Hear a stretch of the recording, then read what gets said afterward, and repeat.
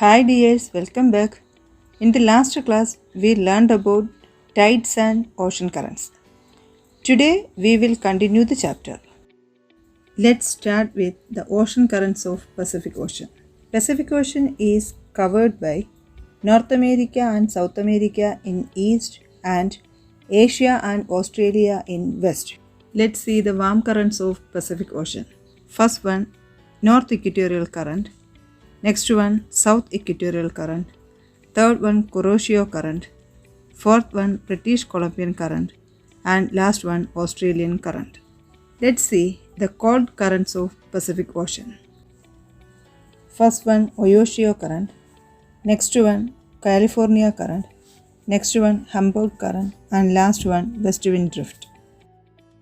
Let's see about the ocean currents of Atlantic Ocean. The Atlantic Ocean is covered by North America and South America in west and Europe and Africa in east. Let's see the warm currents of North America. First one, North Atlantic Current. Next one, Gulf Stream. And last one, Brazilian Current. Labrador Current, Canaries Current and Benguela Currents are the cold currents in Atlantic Ocean. Let's see about the ocean currents of the Indian Ocean. Southwest Monsoon Current, South Equatorial Current and Agulhas Current are the warm currents in Indian Ocean. And the cold current of Indian Ocean is West Australian Current. Let's see the effects of ocean currents. First one, influence the climate of coastal regions.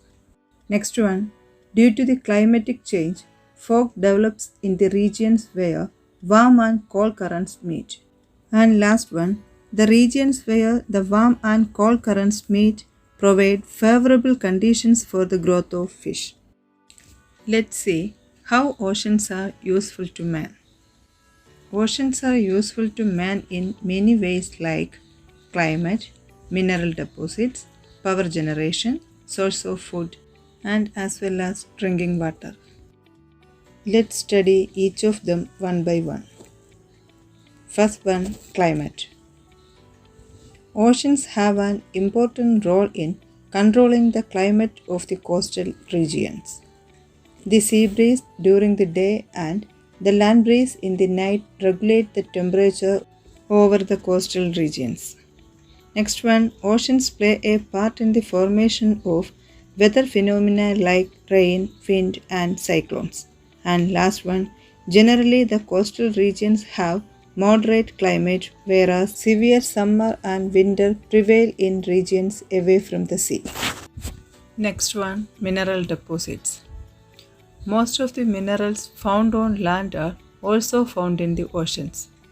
Deposits of common salt, bromine, magnesium chloride, etc. can be found in the ocean. The oceans contain iron ore, coal, petroleum, and natural gas. Next one, power generation. Waves and tides are used for the generation of electric power. The waves that strike the turbines on the shores produce electricity by turning them. Sometimes reservoirs are constructed for storing seawater. When the seawater that enters the reservoirs at high tides is released during low tide, the turbine moves at both instances and electricity is generated. Next, source of food. Fish is an important item of food. Japan, Peru, China, Norway, and the United States of America are the leading fishing nations. Marine organisms are the source of many medicines. They are used for the production of antibiotics, steroids, and vitamins. Next one, drinking water from sea. There are two methods to purify seawater. First one, separating water from brackish water through methods like distillation, evaporation, and condensation. Next one, separating salt from brackish water through methods like electrodialysis and reverse osmosis.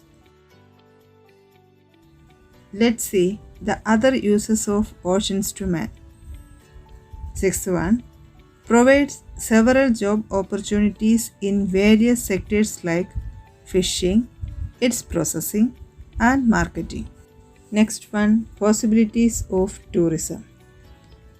And last one, ocean transport is ideal for the transportation of heavy goods at cheaper rates from one continent to another. Let's conclude the chapter. From this chapter, we learned about the important features of oceans in the world, different sea movements like waves, tides, and ocean currents, and the different uses of oceans to man. Hope you all understood these topics. Meet in the next class with a new chapter. Thank you.